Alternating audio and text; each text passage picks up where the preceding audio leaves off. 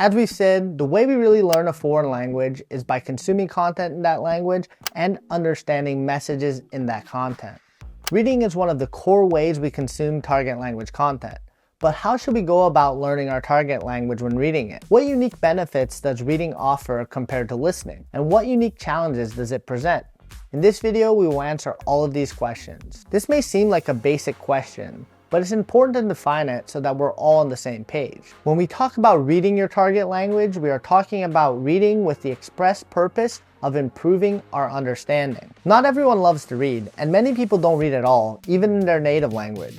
So why should we read our target language? Reading offers unique benefits that can significantly improve our understanding. We'll discuss these benefits as well as the challenges of reading shortly. Being able to read your target language is essential if you want to live in a country where it is spoken. Many daily tasks require reading, such as paying bills, opening a bank account, and reading lease agreements. And you very likely will want to become an independent member of society and be able to do these things on your own one day without needing to rely on others. Literacy is simply a requirement of being able to function in a modern society. And let's be honest, who wants to be considered illiterate? I certainly don't. So let's talk about some of the unique benefits of reading. The biggest benefit of reading is that it isn't timed. Listening forces you to understand at the speed a message is being spoken at. Reading, on the other hand, is done at the pace that your reading level allows for, with the only limit being the speed at which you can comprehend the material. This leads to the second benefit of reading. You can easily look things up as you go. While listening to content, you might be able to use dictionaries to look up unfamiliar words, but that isn't always easy or possible. You either have to pause the video or audio you're listening to in order to look an unknown word up, or you have to risk missing what is being said next by taking the time to look up something you didn't understand.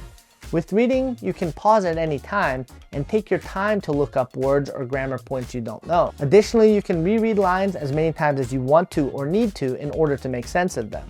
While it can be tough to find listening content with matching subtitles, reading content is extremely easy to find in large quantities.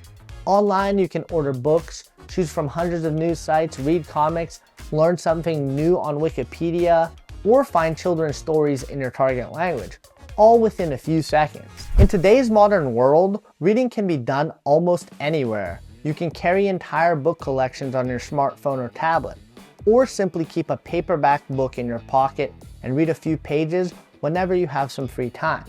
In contrast, fully utilizing listening content, especially if you rely on subtitles to look up words, often requires a more dedicated environment and a greater degree of focus. Reading material also tends to use unique vocabulary that isn't commonly found in most listening material.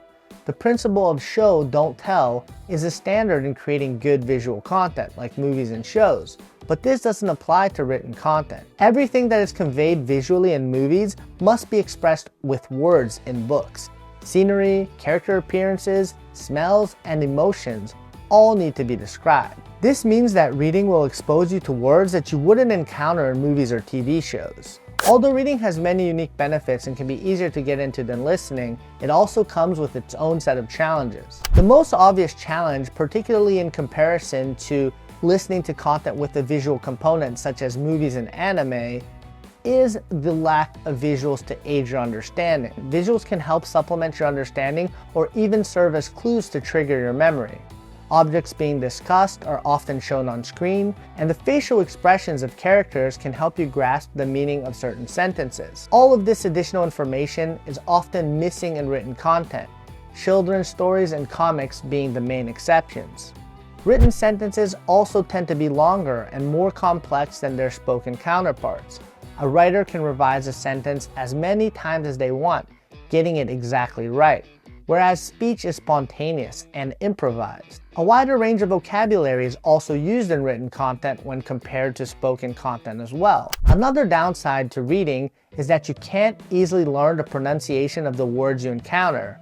This is especially true when you're a beginner, as you may not be familiar enough with the sound system of your target language to accurately predict the pronunciation of new words. Yet another difficulty can emerge if you're dealing with a totally foreign script, which can make reading even more mentally taxing. This difficulty is particularly relevant for languages like Japanese, Chinese, and to a lesser extent, Arabic, Korean, and Russian. If your native languages uses the Latin alphabet, you'll have an easier time reading other languages that also use it. Although the pronunciation of certain letters might differ, your exposure to them since childhood allows you to recognize them at a glance, which means that identifying and pronouncing them in text requires far less effort. However, when it comes to languages that use a script different from the Latin alphabet, you'll initially need to expend mental resources just to recognize and remember the pronunciation of the letters or characters.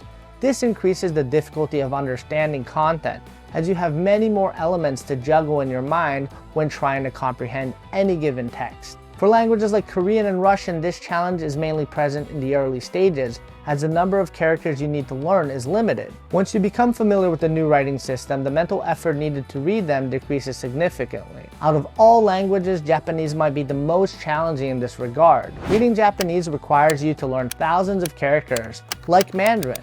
But most Japanese characters can be pronounced in multiple ways, whereas most Mandarin characters only have a single pronunciation. This initially leads to an enormous mental load while reading. Most of these challenges are not factors when listening. Reading offers many benefits when it comes to improving your understanding of your target language, although it also presents some unique challenges. If you have any questions about reading, feel free to leave them in the comments below. Otherwise, join us in the next videos where we discuss choosing appropriate reading content and how to learn while reading your target language. See you there.